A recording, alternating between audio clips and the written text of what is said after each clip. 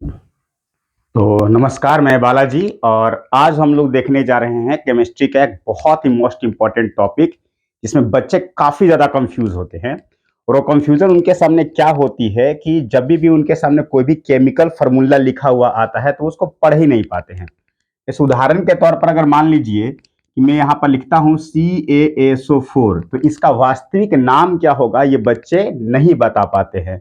कि वो लोग बोलेंगे कि Ca है, S है और O4 लिखा हुआ है, इतना तो वो कर लेते हैं। अब एग्जाम्पल के तौर पर एक और फॉर्मूला लेते हैं। यहाँ पर मैंने लिखा Al2SO4 का होल थ्राइस। तो बच्चे इसमें भी कंफ्यूज होते हैं और वो सोचते हैं कि आखिरकार ये चीज है क्या, इसको बोलेंगे क्या। क्या हम लोग इसको सिर्फ Al2SO4 का थ्राइस बोल करके निकल जाएंगे, मतलब इसका मीनिंग क्या होगा। अभी आज जो वीडियो बन रहा है इसमें हम लोग सीखने वाले हैं कि इन सारे केमिकल फॉर्मूलेस को कैसे पढ़ा जाता है, अगले वीडियो में लिखा कैसे जाता है नाम से, वो देखेंगे। तो चलिए शुरुआत करते हैं सबसे पहले कुछ आयंस से। जो आयंस जो है अपने आप को काफी ज्यादा जो है रिपीट करते हैं हर केमिकल फॉर्मूले में। जैसे सबसे पहले नंबर पर है SO4, आपको पता है ये सल्फर है, ऑक्सीजन है। और यहां पर मैं इसका पावर दे रहा हूं, बाद में समझाऊंगा पावर मैंने क्यों दिया। मतलब सिंपल भाषा में आपको क्या याद रखना है कि अगर किसी में SO4 है तो उसको हम लोग क्या पढ़ेंगे, सल्फेट पढ़ेंगे। हिंदी में भी और इंग्लिश में भी सल्फेट ही पढ़ेंगे। अगर एस लिखा हुआ है, ये पावर वाले से नहीं डरना है, बस सिर्फ एस मैंने बोला। अगर एस लिखा हुआ है तो इसको हम लोग क्या बोलेंगे, सल्फाइड के नाम से जानेंगे। अगर कहीं पर CO3 लिखा हुआ है तो इसको हम लोग कार्बोनेट के नाम से जानेंगे। यहां पर ये -2 कर दे रहा हूं मैं।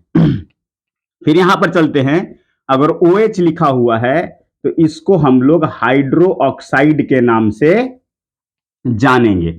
अगर O लिखा हुआ है तो इसको हम लोग ऑक्साइड के नाम से जानेंगे। तो आपको इस बात का काफी ज्यादा क्या करना होगा, ख्याल रखना होगा। अगर मैं यहां पर Cl लिख दूं तो इसको हम लोग क्या करेंगे, क्लोराइड के नाम से जानेंगे। और भी बहुत सी चीजें हैं। यहां पर अगर मैं NO3 लिख दूं तो इसको हम लोग नाइट्रेट के नाम से जानेंगे। और भी है जी, बिल्कुल। यहां पर क्या बात करते हैं, HCO3 रहेगा। कंफ्यूज नहीं होना है, अपने आप को एकदम से बांध करके रखना है। इसको हम लोग कार्बोनेट के नाम से जानेंगे। इस बात का आपको क्या करना होगा, ख्याल रखना होगा। और भी आयंस आएंगे तो मैं इसको एकदम डिटेल से क्या करूंगा, आपके सामने रखूंगा। तो चलिए सबसे पहले पढ़ते कैसे हैं। जैसे उदाहरण के तौर पर अगर मैंने यहां पर, अच्छा ओ भी है, हाँ कर लिया मैंने, देखिएगा।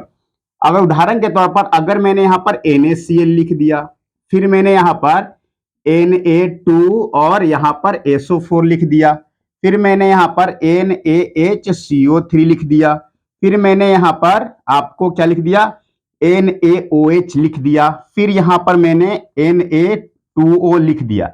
अभी तो आप ऐसे पढ़ ले रहे हैं कि ये क्या है, NaCl है, Na2SO4 है, NaHCO3 है, NaOH है और Na2O है। तो क्या करेंगे, देखो बहुत सिंपल।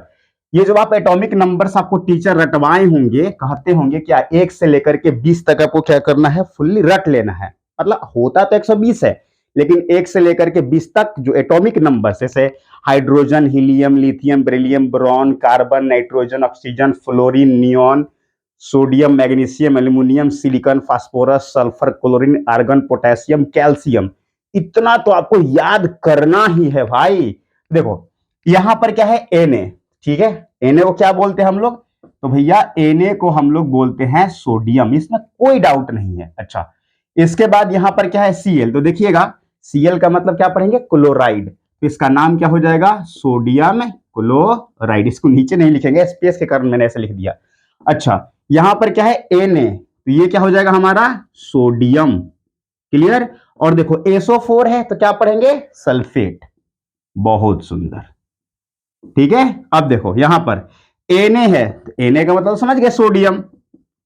और HCO3 है तो HCO3 के लिए क्या पढ़ेंगे, माफ कीजिएगा, यहां पर HCO3 के लिए बाई कार्बोनेट पढ़ेंगे हम लोग।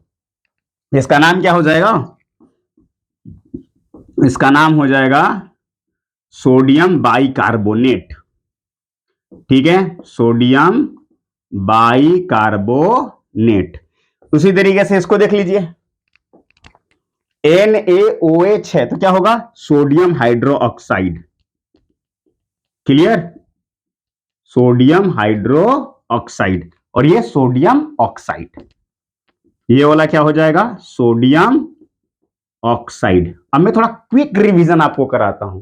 देखो SO4 रहेगा तो सल्फेट, S रहेगा तो सल्फाइड, CO3 रहेगा तो कार्बोनेट, OH रहेगा तो हाइड्रोक्साइड, O रहेगा तो ऑक्साइड, Cl रहेगा तो क्लोराइड, NO3 नाइट्रेट, और HCO3 रहेगा तो बाइकार्बोनेट के नाम से जानेंगे। चलिए देखिए कैसे कैसे इंप्लीमेंट होता है अलग अलग फॉर्मूले पर। जैसे उदाहरण के तौर पर देखिएगा,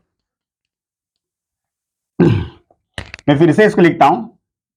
अगर मैंने यहां पर NaCl लिखा, फिर मैंने यहां पर क्या लिखा, MgCl2 लिखा, CaCl2 लिखा, फिर मैंने यहां पर क्या लिखा, AlCl3 लिख दिया, और मैंने यहां पर KCl लिख दिया। देखो सब में Cl ही है, 1 2 से मतलब नहीं है, सब में Cl अर्थात क्लोरीन है।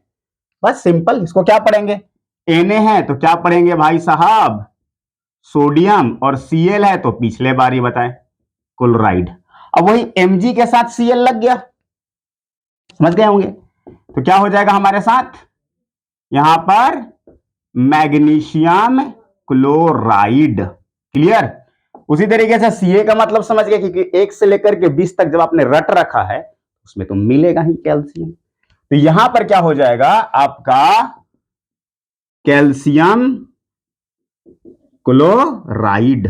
क्लियर, फिर ये एल्युमिनियम क्लोराइड और ये पोटेशियम क्लोराइड। क्लियर, यहां पर ये क्या हो जाएगा, एल्यूमिनियम क्लोराइड, और ये यहां पर क्या हो जाएगा, पोटेशियम क्लोराइड। ओवर। अब देखिए मैं अगर इन्हीं के साथ सब क्या लगा दूं, सल्फेट लगा दूं, तब क्या होगा,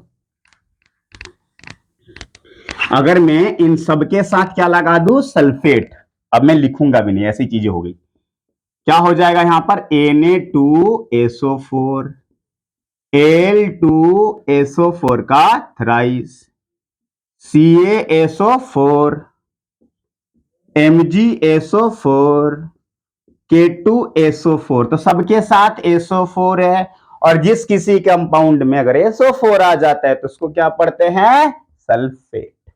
ओवर। जैसे देखिएगा यहां पर क्या हो जाएगा, सोडियम सल्फेट, ये एल्यूमिनियम सल्फेट, ये कैल्शियम सल्फेट, ये मैग्नीशियम सल्फेट, और ये पोटेशियम सल्फेट। ओवर। तो आप इन सबके साथ ही इंप्लीमेंट कर सकते हैं। अगले वीडियो में बताएंगे कि नाम रहेगा तो फॉर्मूला कैसे लिखेंगे। चैनल को लाइक करिए, कमेंट जरूर करिए, और दोस्तों में शेयर करिए कि देखो भैया इस तरीके से केमिकल कंपाउंड को पढ़ा जाता है, ताकि उनके पास भी पहुंचे और उनके पास भी जो आइडिया होगा वो आपको देंगे। हाँ, कोई क्वेरी हो, कोई सवाल हो तो कमेंट में जरूर लिखें। धन्यवाद।